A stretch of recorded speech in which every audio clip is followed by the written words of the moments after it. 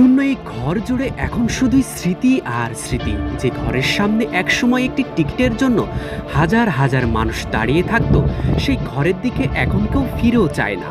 ভুল করেও মনের অজান্তে একটিবারও উকি দেয় না। জরাজীর্ণ এই ঘরটি চট্টগ্রাম বীরশ্রেষ্ঠ মতিউর রহমান স্টেডিয়ামের টিকিট কাউন্টার। ক্রিকেট প্রেমীদের কাছে বড় আবেগের জায়গা ছিল এটি। একটি টিকিটের জন্য ঘন্টার পর ঘন্টা লাইনে দাঁড়িয়ে থাকা, হোক সে রোদ কিংবা বৃষ্টি। দীর্ঘ প্রতীক্ষার পর হাতে একটি টিকিট পেলে সব কিছুই লাগতো বড় মিষ্টি। সময় স্রোতেই সব কিছুই এখন হারিয়ে গিয়েছে, এখন সব অতীত। কিন্তু কালের সাক্ষী হয়ে এখনো দাঁড়িয়ে আছে সাগরিকার এই ছোট্ট ঘরটি। উপরে ছাদ নেই, কিন্তু দরজায় তালা। এই যে কথায় আছে না, প্রয়োজন শেষ হলে তার আর কোনো মূল্য থাকে না। হয়তো আর কিছুদিন পর এই অবশিষ্ট অংশটুকুও থাকবে না। একসময় কেউ জানতেও পারবে না এখানে কোনো টিকিট কাউন্টার ছিল।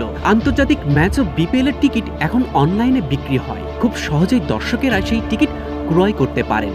বিসিবি যেদিন থেকে অনলাইনে টিকিট বিক্রি শুরু করেছে, সেদিন থেকেই টিকিট কাউন্টারে তালা।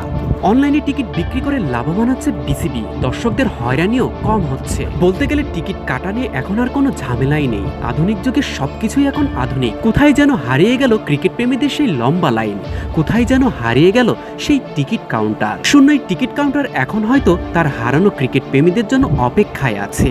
আবার কবে তারা ফিরবে, কবে একটি টিকিটের জন্য জানালা ধরে দাঁড়িয়ে বলবে একটি টিকিট লাগবে, সেদিন হয়তো আর আসবে না, কেউ দাঁড়িয়েও থাকবে না টিকিটের জন্য। জরাজীর্ণ এই টিকিট কাউন্টার এখন হয়তো বলবে, টিকিটের জন্য না দাঁড়িয়েও একবার মনের ভুলে হলেও আমার দিকে তাকিও। চট্টগ্রাম থেকে মেজবা মিলন, ডেইলি ক্রিকেট।